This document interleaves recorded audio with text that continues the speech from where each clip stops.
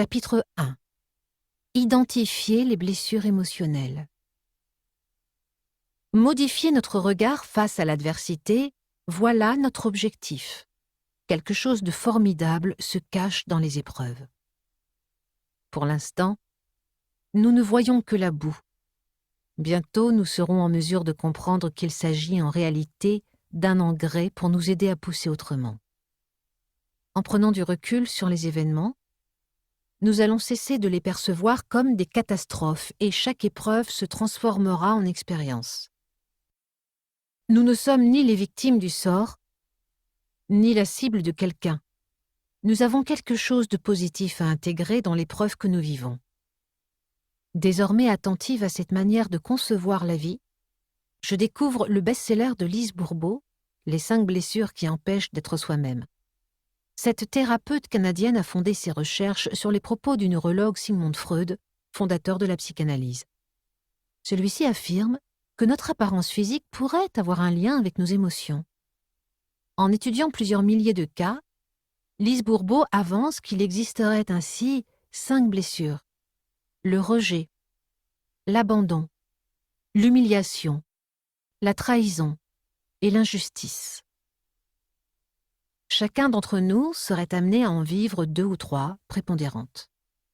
Elle décrit dans son livre la manière dont notre corps emporte les stigmates et propose un portrait robot pour chaque blessure.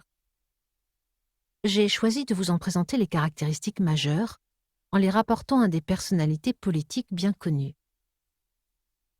Les 5 blessures capitales. Blessure du rejet. Corps étroit ou mince, durant l'enfance, avec très souvent un creux au niveau de la poitrine. A comme un masque autour des yeux. Recherche la perfection dans le travail. Solitaire et considéré comme à part, dans sa corporation. Choisit de fuir face à une situation difficile. Alain Juppé et François Bayrou. Blessure d'abandon.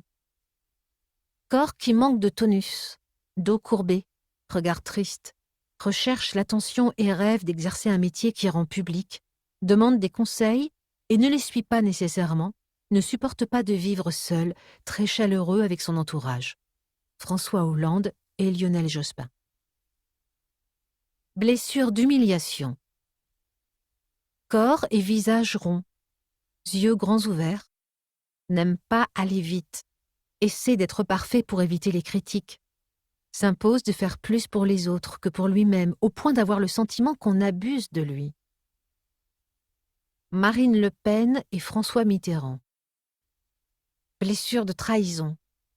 Corps bien proportionné, qui exhibe force et pouvoir, regard intense et séducteur, intolérant aux problèmes des autres, aime tout contrôler et n'arrive pas à déléguer, cherche à impressionner, comprend et agit rapidement. Nicolas Sarkozy et Dominique de Villepin.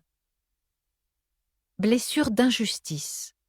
Corps droit et d'apparence parfait, fesses rondes, regard brillant et vivant, très exigeant envers lui-même, cherchant la perfection.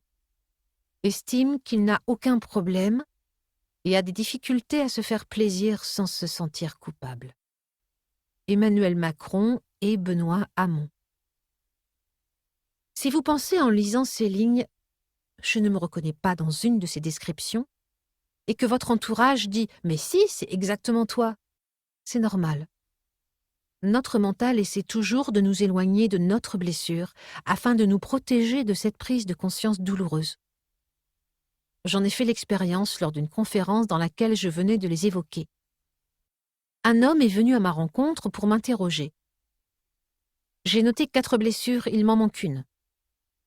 J'ai attiré son attention sur le fait que celle qui lui manquait était sans doute sa blessure majeure. Son mental cherchant ainsi à lui éviter une souffrance au cas où il ne serait pas prêt à voir la réalité en face.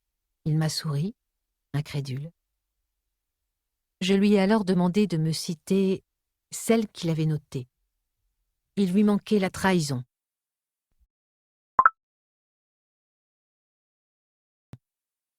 C'est toute ma vie, a-t-il murmuré, ébahi. Êtes-vous prêt à tenter l'expérience ? Notez à votre tour les 5 blessures. L'objectif n'est pas de tester votre mémoire, mais de faire une expérience.